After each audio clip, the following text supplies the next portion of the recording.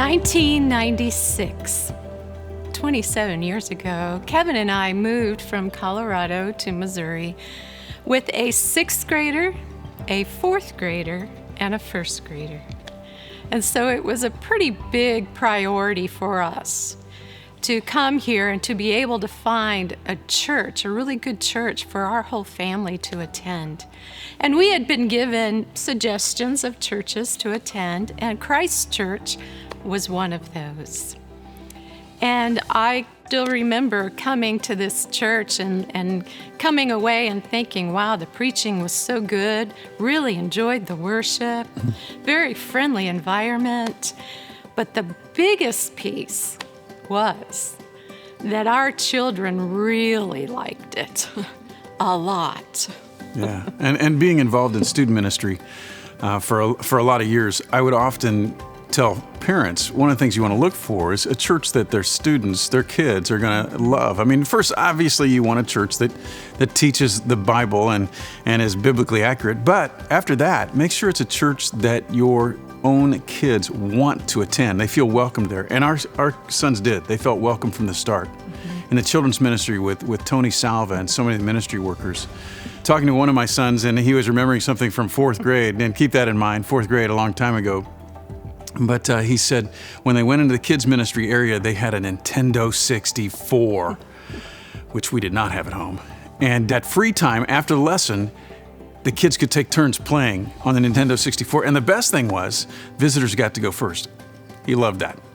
Well, there was Tony Salva and his workers. There was Jim Wickenkamp and his. There were Sunday school teachers like Steve Bearden, Larry Stout, Steve Morgan, and then on into upper grades with David and Libby Duncan, Peter Buckland, Scott Boudreau, and many others. There were just so many people who influenced them.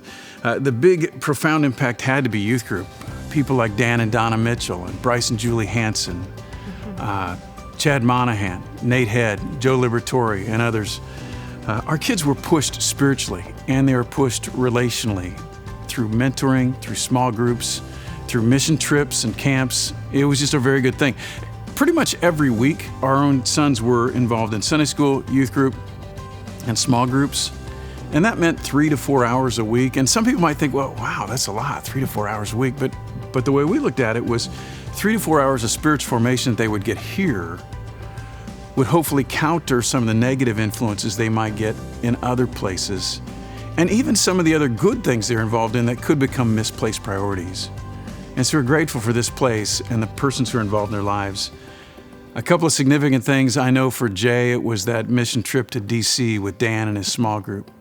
For Levi, he talked about his junior high small group leader, Kent Wagner, and what a big difference he made in his life. And for Ethan, it was Sean Wilson, his high school small group leader. For those persons and so many others, we are grateful to this church, Christ's Church here in Oronogo, that made a difference in the lives of our sons. Yeah, our sons are now adults in their 30s, and our oldest son is actually a church planter in Tokyo, Japan with mustard seed. Our youngest son is a church planter in Sendai, Japan with mustard seed. And our middle son lives here and works with Christ in Youth, but he also works with mustard seed here on this side of the world. And the beautiful thing is that they are raising their children up in the church as well.